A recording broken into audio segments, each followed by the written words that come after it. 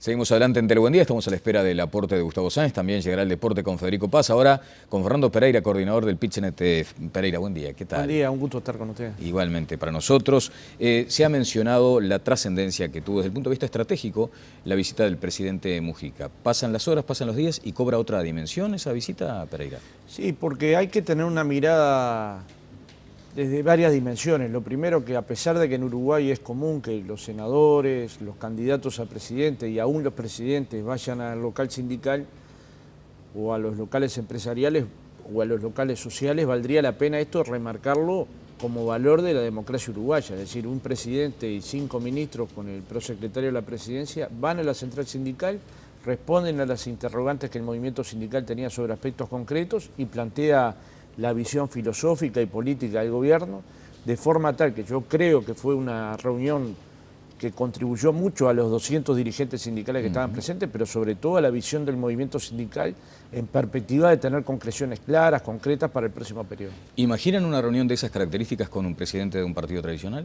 Sí, de hecho antes de la campaña electoral el candidato Luis Alberto Lacalle del Partido Nacional planteó que en el caso de ganar la elección, en el propio local del PitchNet, volvería a discutir con nosotros algunos días después y nosotros gustosamente le dijimos que lo íbamos a hacer, que un presidente electo por los uruguayos tiene que tener respeto del movimiento sindical y que el diálogo lo hemos mantenido, tanto cuando él fue presidente como cuando fue presidente Sanguinetti o Valle, y que independientemente de las diferencias y aún de los posicionamientos muy diferentes, el diálogo entre los partidos tradicionales y el movimiento sindical se ha mantenido hasta el presente. Bien, café, jugo, mate amargo, decían, le están haciendo la competencia de M, había como una especie de desayuno proletario. Sí. Yo creo que eso es parte del imaginario y parte de las chanzas que se pueden hacer después de un encuentro como este. Lo que yo creo que es trascendente, independientemente del desayuno, es cuánta información, cuánta respuesta puede haber quedado después de un sinnúmero de preguntas e interrogantes que el movimiento sindical se había efectuado en el acto del 22 de noviembre. Estas estaban muchas de ellas vinculadas a la distribución de la riqueza por varias vías, por el salario mínimo nacional, por la vivienda, por el acceso a la salud. Hay decenas de trabajadores que hoy tienen mutualistas porque el Sistema Nacional Integrado de Salud se los permitió, pero que básicamente cada vez que van a ir al médico o le mandan exámenes, lo analizan, lo piensan, porque entre órdenes y tickets se van una cantidad de dinero que muchas veces no tiene el trabajador, de forma tal que algunos de estos aspectos, como aislados no sería nada, pero un conjunto de políticas que abarcara la vivienda, el presupuesto educativo, la posibilidad del acceso a la salud, la posibilidad de mejorar el salario mínimo, sin duda van en la dirección que nosotros planteamos, que es la dirección de que haya una mayor distribución de la riqueza, porque a pesar de todos los avances que se han hecho en Uruguay, el 20% de las personas más ricas se quedan con el 50% de la riqueza y el 20% de las personas más pobres se tienen que conformar con el 5%. Y aunque ha mejorado esta distribución, no podemos mirar con ajenidad un fenómeno que cada vez que se siente desintegra la sociedad. Correcto. Quedaron más certezas que dudas luego de la presencia del presidente. En la columna de dudas, ¿qué les quedó, por ejemplo? Bueno, él tuvo posiciones contrarias a algunos de los planteos que viene desarrollando el movimiento sindical y nos parece que es de lo más democrático, no tenemos por qué estar 100% de acuerdo. Algunas dudas quedaron, una de ellas claramente que tenemos una visión diferente con qué pasa en la educación. Mujica cree mucho en el inmediatismo y nosotros creemos en los procesos, creemos que es necesario que el Uruguay invierta más, que es necesario que se analice mejor qué ha pasado en inversión educativa en los últimos 50 años. Pero hay un nivel histórico de inversión hoy. Sí, pero no se pueden esperar los resultados mañana. Es decir, Mujica planteó, hoy hay una inversión en la Universidad Tecnológica del Interior y los resultados se van a ver dentro de 20 años. Lo mismo debería pensar para educación. Hoy está habiendo una inversión mayor que la que había en el año 2004, lo cual es verdad. La pregunta que nos deberíamos formular todos, independientemente del partido que estemos o si militamos o no, es con este presupuesto educativo, ¿se puede atender la demanda educativa que tiene el Uruguay? La respuesta que nosotros tenemos es no, por múltiples motivos, uno de ellos salarial. Un maestro sigue ganando hoy 15.103 pesos de salario nominal, lo cual líquido será algo menos de 13.000, y un funcionario 11.000 líquidos, de forma tal que con todo el avance presupuestal, con todos los anuncios de pasar de 400 millones a 2.000 millones, con la participación mayor que hoy tiene el Uruguay en relación al producto, la inversión educativa sigue siendo menor si lo que aspiramos a tener es un país desarrollado con las personas con el mayor nivel de educación formal y la mayor capacitación profesional, científica, tecnológica. Esto debe llevar a pensar en Uruguay cuál es la inversión necesaria, no vinculada a porcentajes de PBI, sino vinculada a necesidades reales de sectores, muchos de ellos que están viviendo en contextos socioculturales muy críticos. Ahora, ¿qué le responde el movimiento sindical a la ciudadanía cuando, por ejemplo, se le achaca al gremio docente esa cuestión del palo en la rueda, ese matiz fuertemente ideologizado para oponerse a algunos cambios que también van en función de lo que entienden las autoridades, es una mejor educación? Por citar algo, cuando se aprueba el ProMejora, que es un documento redactado por la oposición, el gobierno lo toma para sí y el presidente casi que se desencanta luego por el escaso respaldo que tienen los gremios. Dice, bueno, esta lucha la perdí. ¿Hay autocrítica hacia el interior del sindicalismo, Pereira? Nosotros estamos convencidos que el movimiento sindical tiene en esto una responsabilidad importante. En primer lugar, porque nuestros hijos son hijos de la escuela pública. Nuestros hijos van a la escuela pública o al liceo público, a la Universidad del Trabajo. Es donde se forman los hijos de la mayoría de los trabajadores y de los sectores más pobres de la sociedad. Hay que recuperar para la educación pública el valor estratégico que siempre tuvo como institución democrática, como institución que integra a los muchachos de diversos contextos a la sociedad, que permite movilidad horizontal. Eso lo tenemos que hacer entre todos. La autocrítica tiene que ser general. El Uruguay le prestó muy poca atención a la educación. Eso se puede digerir con mucha facilidad estudiando cuál fue la inversión educativa en el Uruguay en los últimos 50 años y fue muy magra, por no decir deficitaria, y hoy tenemos como resultado que tenemos una educación con dificultades. ¿Pero no hay demasiada resistencia ideológica a algunos cambios, por ejemplo? Pero puede ser que la haya. El problema es cómo se encuentran los canales para debatir, en primer lugar, el prestigio de la educación pública, porque sin una institución prestigiosa, los padres dudan en dónde enviar a sus hijos. En segundo lugar, el prestigio docente, recuperar el valor del maestro, del profesor, sabiendo que son compañeros y compañeras muy importantes para el futuro de nuestros hijos. En tercer lugar, ver si entre todos podemos conformar una política de Estado que, independientemente del partido que esté en el gobierno, se mire al Uruguay a 30 años, claro, y no en forma inmediata. Y en su fuero íntimo, ¿no ha sentido muchas veces que había paros que no debían realizarse, que no debían llevarse a cabo? Sí, en mi fuero íntimo sí, pero yo hoy acá represento miles de trabajadores. Entonces, lo que tengo que hacer es pensar cuál puede ser el aporte que el movimiento sindical haga al futuro de la educación pública con una perspectiva que es esta. Si quiero construir un país productivo con justicia social y desarrollo democrático, no tengo más remedio positivamente que tener una educación sólida, fuerte, con recursos suficientes, pensando que cualquier país desarrollado lo primero que tiene son personas desarrolladas. Apelo a lo que usted ha dicho, la representación. Usted hoy está representando a miles de trabajadores. ¿Qué pasa con la representatividad cuando se toman medidas? Usted mencionó hace bastante tiempo la necesidad de rediseñar estrategias y a veces eso a la interna de un movimiento sindical tan potente hace ruido. Sí, es que hay que rediseñarlas. El Uruguay y el movimiento sindical, por lo tanto, han tenido muchas mutaciones. Pensemos que el mundo del trabajo en el año 60 no tiene nada que ver con el mundo del trabajo hoy, que sectores de actividad que eran muy potentes en esa década hoy casi son inexistentes, y otros sectores que casi no tenían presencia en la actividad sindical hoy son extremadamente mayoritarios. En su momento en el movimiento sindical mundial e internacional, los sectores de punta eran los sectores industriales, hoy claramente más en el mundo es el sector comercio y servicios. Hay que verificar esos cambios y analizar cuál es la estrategia del movimiento sindical. Lo que nos tiene que acompañar es una premisa.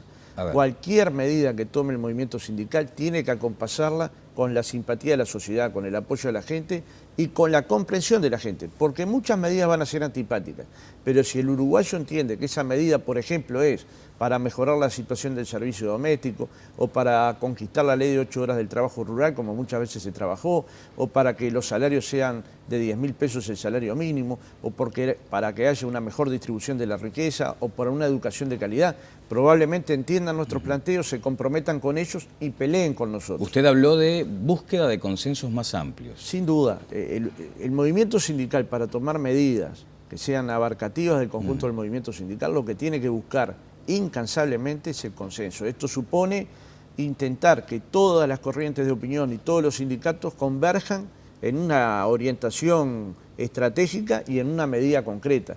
Si estas medidas se votan 18 a 17 o 18 a 16, como muchas veces se han dado, Lo que pasa es que la medida queda debilitada antes de aplicarse. Claro. Entonces, la búsqueda del acuerdo y el trabajo consciente y militante de cada uno de nosotros en buscarlo, esto significa siempre que uno va a buscar un acuerdo, significa dejar prendas en el camino, significa dejar posiciones que uno tenía de antemano, pero al mismo tiempo significa potenciar la medida que uno va a desarrollar, generar las mejores condiciones para conquistar nuestras demandas, generar las mejores condiciones para que la movilización sea abarcativa de los sectores más amplios de la sociedad. Un ejemplo claro es la última movilización del 22 de noviembre. Se votó un mes y medio antes, se trabajó dentro de los sindicatos, se hizo asamblea en todos los lugares de trabajo y ahí veíamos 18 de julio de la Plaza Independencia a la Plaza Libertad colmado de trabajadores que habían comprendido que el paro de 4 horas tenía como único objetivo hacer una movilización y plantear cuestiones que para el movimiento sindical son centrales y creo que fue comprendido.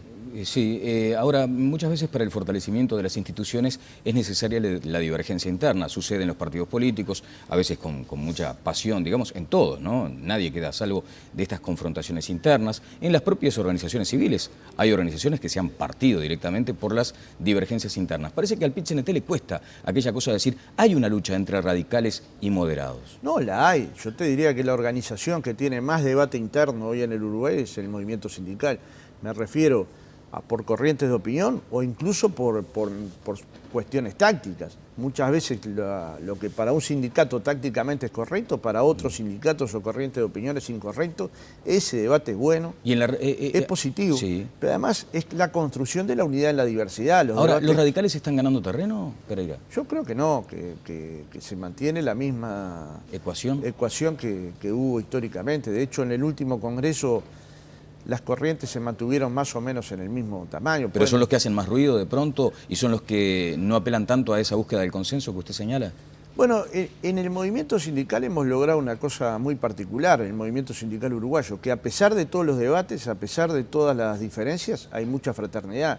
Yo hay compañeros con los que francamente discrepo fuertemente, lo hacemos muchas veces públicamente, otras veces durante las reuniones del secretariado, pero tampoco perdemos la oportunidad de que si estamos solos o conversando, logremos conversar amenamente y lógicamente sobre temas en los que tenemos Salvo diferencias. Cuando se agarran a las piñas, por ejemplo, como ha pasado. A mí no me ha pasado nunca. No, creo que la tolerancia es si uno quiere militar en el movimiento sindical, lo primero que tiene que entender es que tiene que tolerar la opinión ajena, que tiene que abrir el oído a las opiniones diferentes, que tiene que aprender de otros compañeros que piensan muy diverso a uno, que tienen una formación diversa, incluso desde el punto de vista ideológico o filosófico, pero que están peleando por los derechos de los trabajadores igual que yo. Si uno pierde esa perspectiva, en realidad yo creo que perdió la posibilidad de ser un dirigente de todos los trabajadores. ¿Cómo observa el fenómeno Richard Reed, por ejemplo?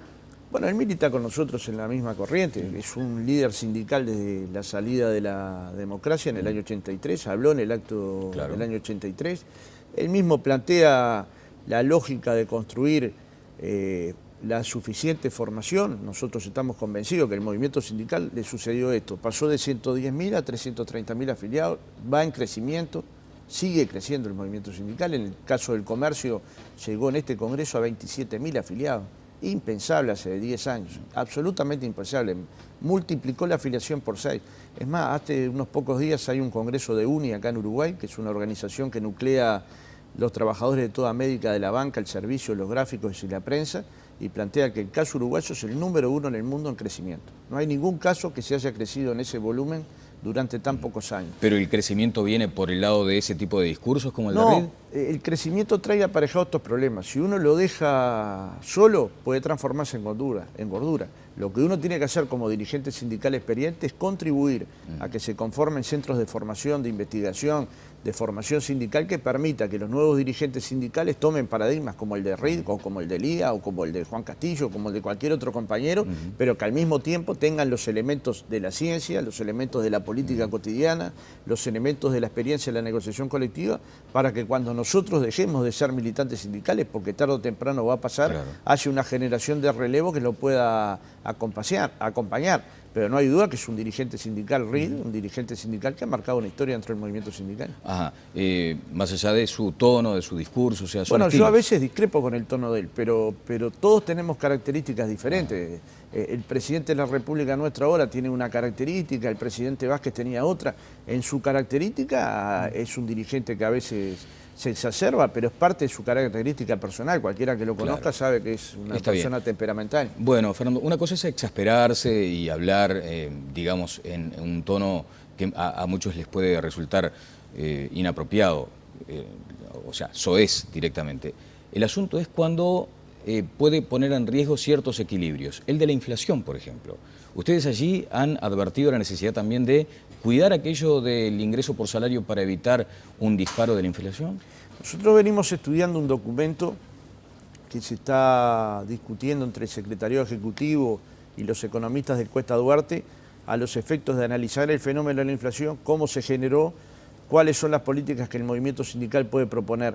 En ese sentido hemos encontrado que el salario claramente es mínimo lo que incide en el 9% de inflación, que donde están los peores problemas desde nuestro punto de vista, aunque suene duro, es en la especulación que algunos empresarios tienen en cuanto a sus productos, en que la demanda inmediatamente es llevada a precios, en que no se sabe cómo se conforma un precio, no se sabe por qué una verdura sale de una chacra a tal precio y llega multiplicada por varias veces a tu casa.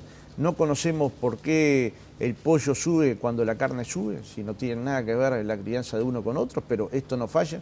Es solamente preguntarle a la Unión de Vendedores de Carne o a las otras organizaciones de carniceros para saber que es un fenómeno claramente especulativo. Y también hay un tema de ganancia empresarial, que muchas veces es elevadísima, pero que no tiene nada que ver con los costos laborales. Los costos laborales en Uruguay no son significativos en el tema de la inflación. Lo que no quiere decir, ni mucho menos, Daniel, que el movimiento sindical no tenga que ser el principal abanderado en la defensa que la inflación no se dispare. Nosotros vivimos con inflación en este país y sabemos lo que significa para los trabajadores que la inflación se vaya comiendo pedazos de tu salario cada mes, ¿no? Ahora, cuando el ex ministro de Economía, actual vicepresidente, dice que hay que tener ponderación en las negociaciones salariales, que se viene un año de consejos importantes, ¿ustedes asumen eso, lo internalizan, digamos, dicen, bueno, tengamos cuidado con este tema de los ajustes, más allá de lo que usted dice, la escasísima incidencia en la inflación de los salarios? Nosotros creemos que hay que dos cosas. Primero, la responsabilidad social de los empresarios y la responsabilidad económica de los empresarios. En segundo lugar, que la próxima ronda de consejos de salarios, unos 300.000 trabajadores son los que nosotros hemos denominado 10.000 pesistas, que hoy ganan entre 10.000 y 12.000 pesos. Yo a esos trabajadores no les puedo decir que no peleen por mejorar sus ingresos y el país va a crecer. El país estima que va a crecer entre 3 o 4%. Yo, ¿cómo le voy a decir a un trabajador que gane 10.000 pesos, usted no pelee por su salario? Al contrario, le tengo que decir, usted pelee por su salario y va a contar con el peso del movimiento sindical para ayudarlo. Vamos a tener una actitud responsable, como la hemos tenido desde siempre. De hecho, en el 2012, en el medio de esa crisis brutal, el movimiento sindical negociaba con el gobierno y las cámaras empresariales, el gobierno de Valle y las cámaras empresariales, cómo se ajustaban los salarios con tal de no perder empleo, pero se discutió en vastísimas ramas de actividad. Estos tienen una actitud responsable. Ahora, si el país crece, si efectivamente el crecimiento económico tiene que dar bienestar a la sociedad, no podemos pedirle a los que tengan salarios más bajos que aprieten su cinturón. Tenemos que decir, señores, tengamos una política más responsable en la fijación de precios porque necesitamos que los trabajadores uruguayos con menores recursos vayan mejorando su posición. Y acá yo creo que está la gran lucha el año que viene del movimiento sindical. Bien, Fernando Pereira, ha sido muy amable por estos minutos como siempre. Muchas gracias, Daniel, por permitirnos expresarnos. Bien, estuvo con nosotros el coordinador del PIT-CNT. Vamos a una breve pausa y seguimos adelante en Telebuen Día.